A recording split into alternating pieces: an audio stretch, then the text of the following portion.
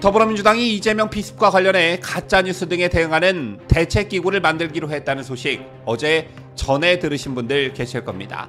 자, 온라인을 중심으로 이 사건과 관련한 여러가지 설들이 급속도로 확산하자 당 차원에서 내린 그런 결정으로 보여지는데요. 하지만 이런 여러가지 설들이 난무하게 만든 책임은 다름 아닌 이재명 측과 더불어민주당이 아니냐는 지적이 나오고 있습니다. 사건 발생부터 부산대 이송 그리고 서울대 병원으로 전원하기까지 여러가지 논란과 의혹이 발생했는데 과연 이 과정에서 이재명 측과 민주당의 책임은 없는 것인지 한번 따져봅니다.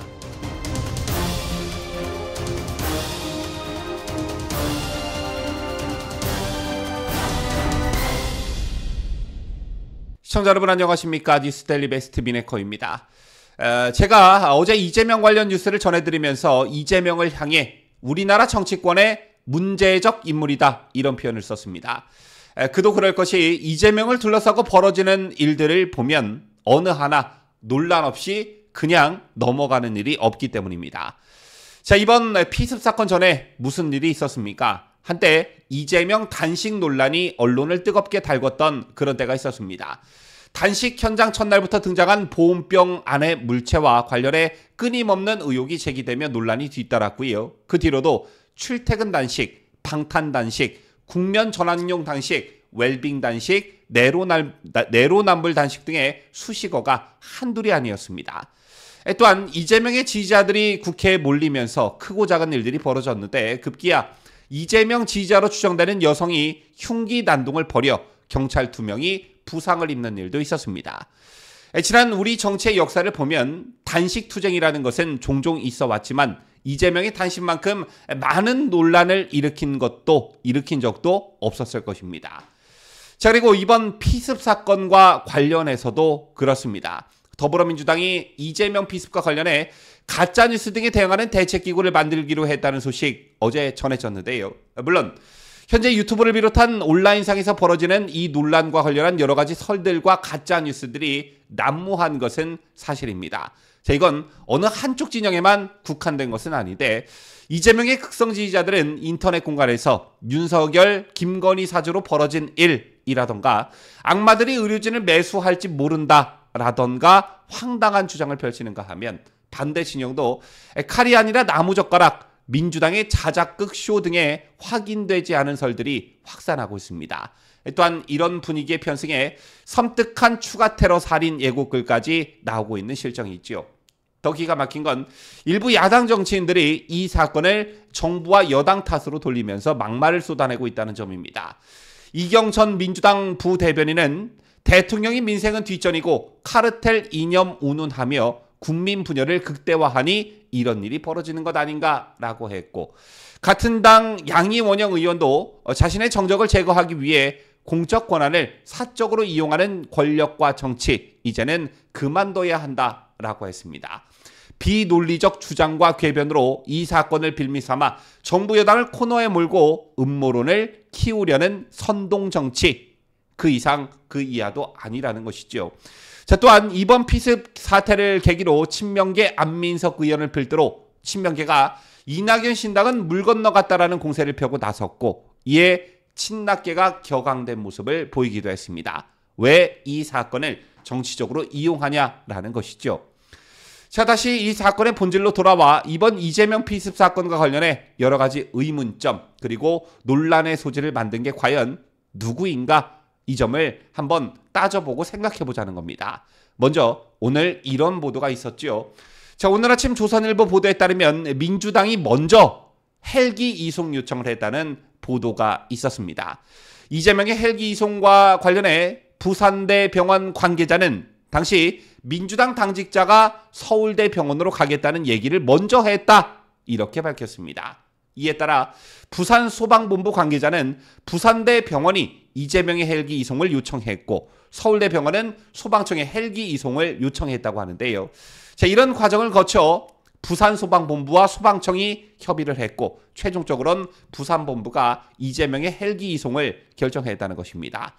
민주당 측이 먼저 이재명의 헬기 이송을 요청했고 이를 부산대 병원과 서울대 병원이 받아들였으며 부산소방본부가 최종 결정했다는 겁니다. 자, 이게 특혜 논란을 가장 먼저 나왔고 지방대 병원을 정치권 스스로가 불신한다는 메시지를 국민들에게 주었다는 맹비판을 받고 있는 그런 지점입니다.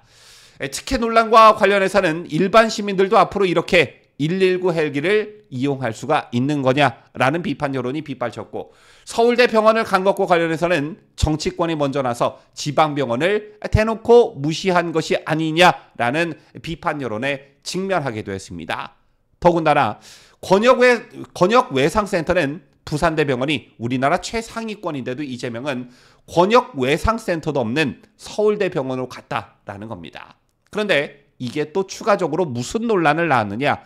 결과적으로 이재명은 피습 5시간이 지나서야 서울대병원에서 혈관 봉합수술을 받았습니다. 생명이 분초에 달린 상황, 즉 위급한 상황이었다면 부산대병원에서 봉합수술을 받아야 했습니다. 그런데 이재명과 헬기에 동승했던 소방 관계자는 오는 언론에 헬기에서 인공호흡기 등 응급조치를 하지 않았다라고 했습니다. 이게 여러분들 무엇을 의미하는 것입니까? 아주 위급한 상태는 아니었다라는 말이 되는 것이죠.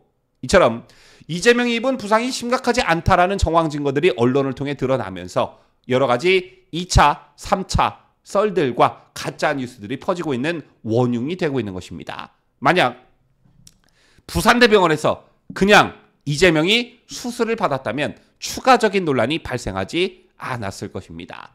자, 그리고 이것과 관련해서도 말들이 참 많은데 이재명을 치료 중인 서울대병원이 이재명의 수술 경과와 현재 상태에 대해 아무런 브리핑을 하지 않고 있다는 겁니다. 물론 오늘 오전 10시 30분경 서울대병원이 이재명의 수술 경과와 현재 상태에 대해 브리핑을 직접 할 예정이라는 보도가 있었습니다만 왜 처음부터 그렇게 하지 않았냐라는 겁니다. 그 과정을 보면 어제 민주당 쪽 사람인 강청희 전 의협 부회장이 치료 경과와 상태에 대해서 브리핑을 하는 일이 있었는데 객관성이라는 측면에서 오해를 불러오기 딱 좋은 그런 브리핑이었습니다. 자, 우리가 지난 과거 비슷한 사례들을 보면 그동안 정치인이나 연예인 등 공인이 병원에 입원했을 때 상태 브리핑은 대부분 병원이 직접 했습니다. 이와 관련해 의료계도 비슷한 반응들이 이어지고 있는데 다른 대형 병원인 서울 아산병원, 삼성 서울병원, 서울 성모병원 관계자들도 이구동성으로 서울대병원이 왜 브리핑을 하지 않는지 의아하다는 반응입니다. 참고로 실정법에 따르면 병원이 환자 상태를 브리핑하지 못하게 하는 법은 없습니다. 다만 의료법에 의료인이 진료 과정 중 알게 된 환자의 개인정보를 누설하거나 발표하지 못하는 규정은 있습니다만 그러나 개인정보보호법상 환자 본인 및 가족 등의 동의가 있으면 발표할 수가 있습니다. 즉 이재명과 가족 등의 동의만 있으면 서울대병원이 이재명의 상태를 직접 브리핑해도 아무런 문제가 없다는 것입니다. 또한 이재명의 신분이 제1야당의 대표라는 점에서 봐도 국민은 민주당이 아닌 담당 의사로부터 이재명의 상태와 관련한 정확한 설명을 들을 권리가 있다. 이렇게 볼 수 있는 것입니다.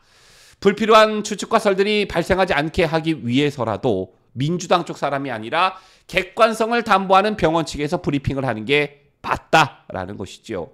따라서 이건 또 어떤 논란을 불러왔느냐. 경미한 부상임에도 불구하고 헬기까지 타고 와 서울대병원으로 왔으니 이를 정당화하기 위해 경미한 부상을 숨기고 있는 것 아니냐. 오늘 서울대가 브리핑을 하기로 결정했는데 그 사이 뭔가 입을 맞춘 것 아니냐. 이런 추가적 논란을 민주당 스스로 만들고 있는 것입니다.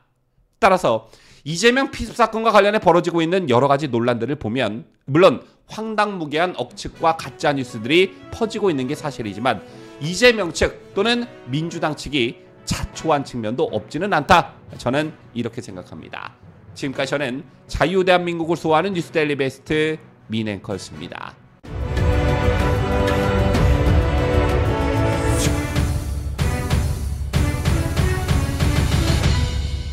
함께해요. 뉴스데일리 베스트.